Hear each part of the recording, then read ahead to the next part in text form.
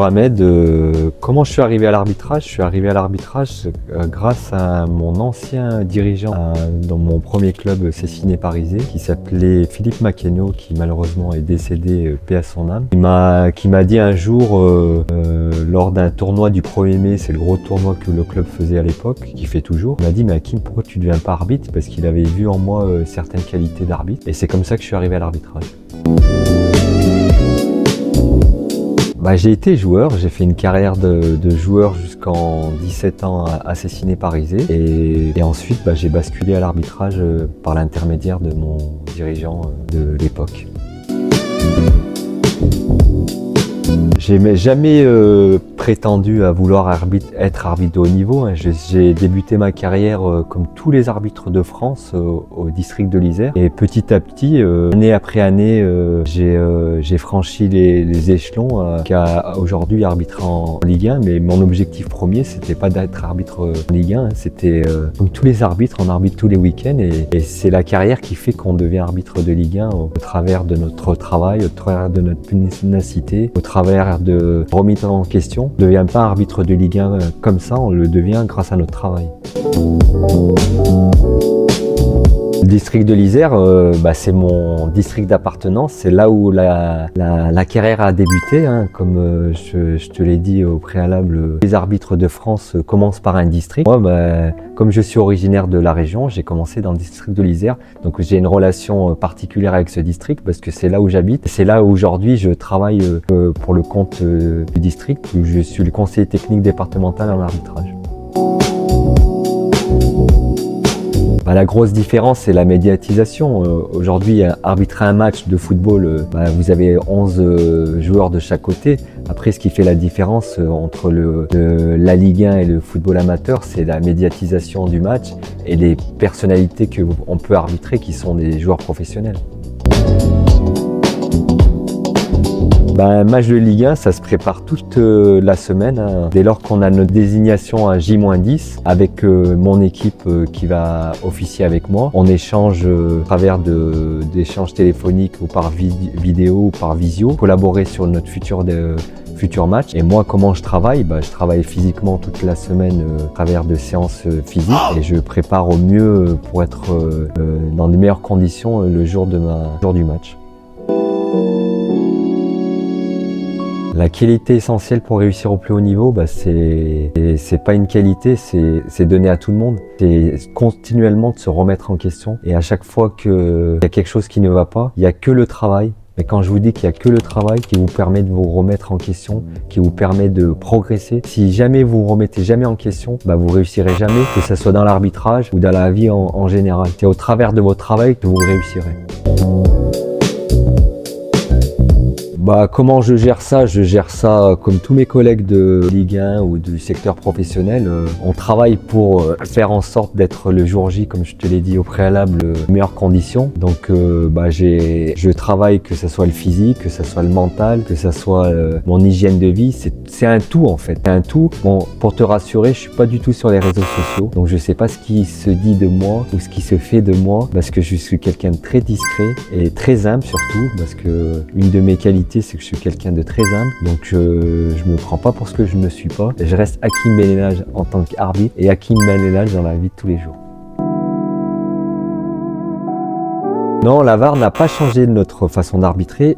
Par contre, la VAR est là uniquement pour bouée de sauvetage. Parce que ce que l'arbitre central ou ce que les collègues arbitres assistants ne vont pas voir sur le terrain, le VAR, il est là pour corriger l'erreur qui est grossière, qui tout le monde attend et qui malheureusement le corps arbitral sur le terrain ne l'a pas décelé. Donc le collègue qui est à la vidéo, les deux collègues qui sont à la vidéo, ils sont là pour nous sauver en nous envoyant en bord de terrain, et au travers de l'écran vidéo, l'arbitre central seul décide si pour lui c'est une erreur manifeste ou pas, ou s'il veut rester sur sa décision parce qu'il estime que pour lui il a pris la bonne décision, il reste sur la bonne décision. Mais quoi qu'il arrive, c'est le décideur final, c'est l'arbitre central.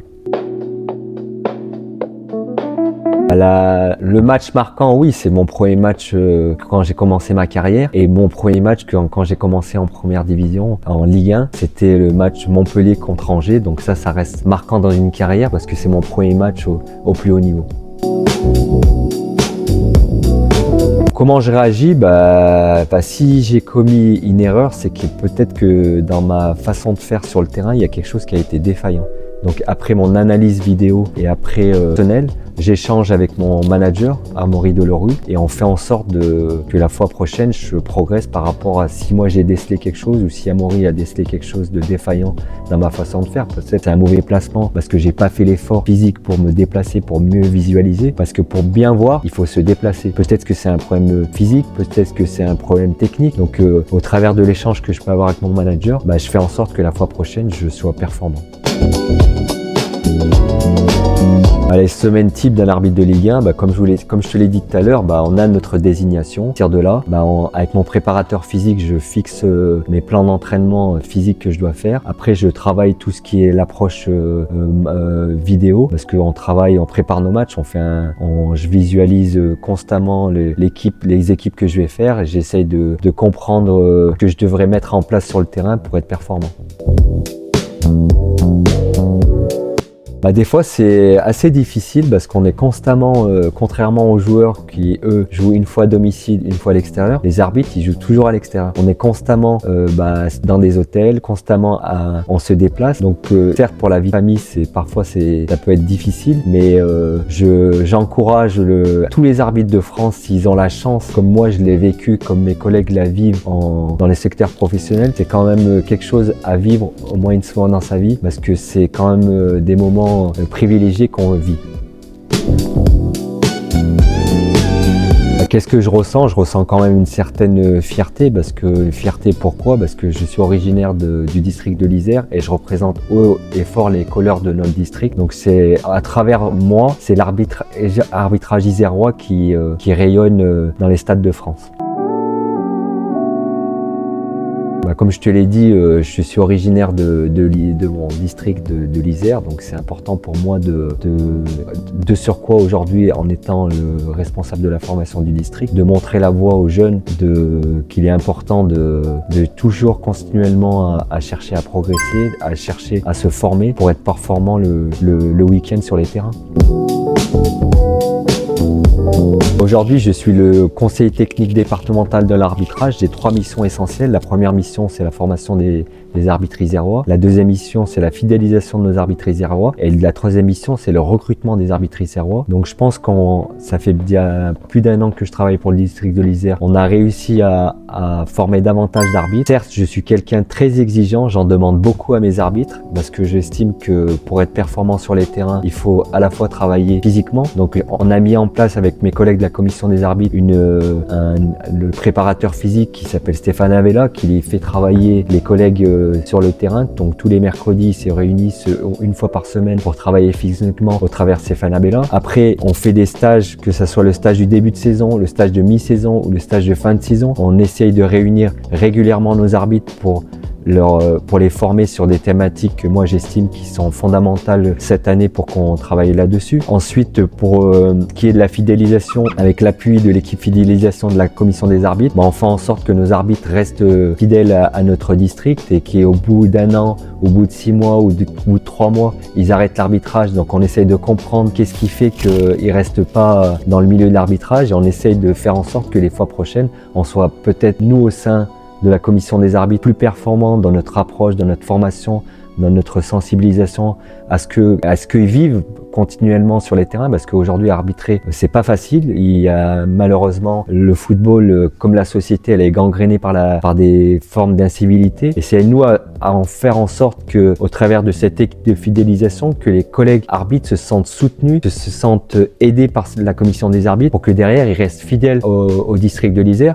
Et après, pour ce qui est du recrutement, j'essaye de prêcher la bonne parole, j'essaie d'aller dans les clubs qui nous sollicitent pour essayer au maximum de recruter des arbitres. On a nos collègues arbitres aujourd'hui qui sont dans les clubs, qui sont référents arbitres dans ces clubs, qui font un travail important pour pouvoir sensibiliser les jeunes et les moins jeunes à l'arbitrage. L'année dernière, pour un petit exemple, on a eu un arbitre qui a commencé l'arbitrage à 61 ans. Il est devenu passionné d'arbitrage à 61 ans. Il n'y a pas d'âge pour commencer l'arbitrage, mais il faut encore, au départ, il y a certes de la difficulté, mais il faut que la personne ait envie de rester dans le milieu, parce que c'est la difficulté, c'est c'est cette fidélisation. C'est que les gens débutent et au bout de quelques matchs où ils sont en difficulté, ils arrêtent. Non, nous ce qu'on aimerait avec la commission des arbitres, c'est que nos arbitres soient fidèles. Une fois qu'ils commencent, ils font une carrière d'arbitre comme ils ont fait une carrière par le passé de joueur.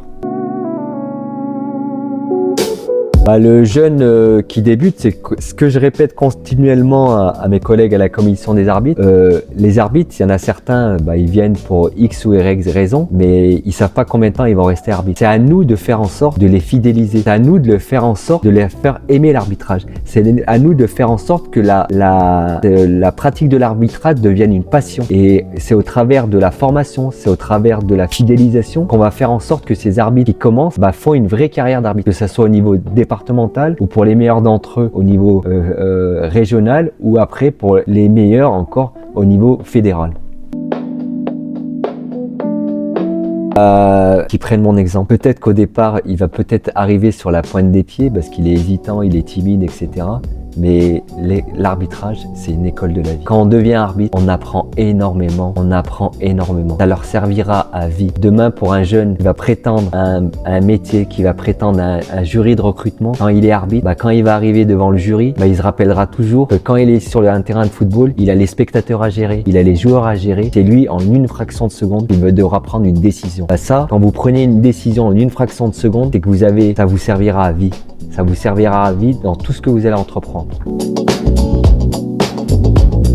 Mon meilleur souvenir, je retiendrai le match qui a été une récompense un peu pour moi. J'ai eu la chance d'être choisi par la fédération pour faire la finale de la Coupe de France en tant que 4e arbitre. J'ai eu la chance aussi de faire la finale de la Coupe de la Ligue en tant qu'arbitre vidéo. Et j'ai eu la chance aussi que la Fédé m'a donné cette possibilité de faire la finale du Trophée des Champions PSG contre Toulouse. Donc c'est quand même des petites récompenses qui sont toujours le bien appréciées quand on est sportif et quand on cherche toujours à avoir de nouveaux challenges. Ma carrière, elle est plutôt vers la fin, même si j'arrive à un certain âge, je pense que je vais arrêter l'année prochaine. L'année prochaine, ça sera ma dernière saison. Donc, j'ai pas d'objectif à long terme, j'ai plutôt des objectifs à court terme. Je prends match après match, je me fais plaisir match après match. Ça sera comme ça que je finirai ma carrière. Je me fixe pas d'objectif, je prends du plaisir après chaque rencontre.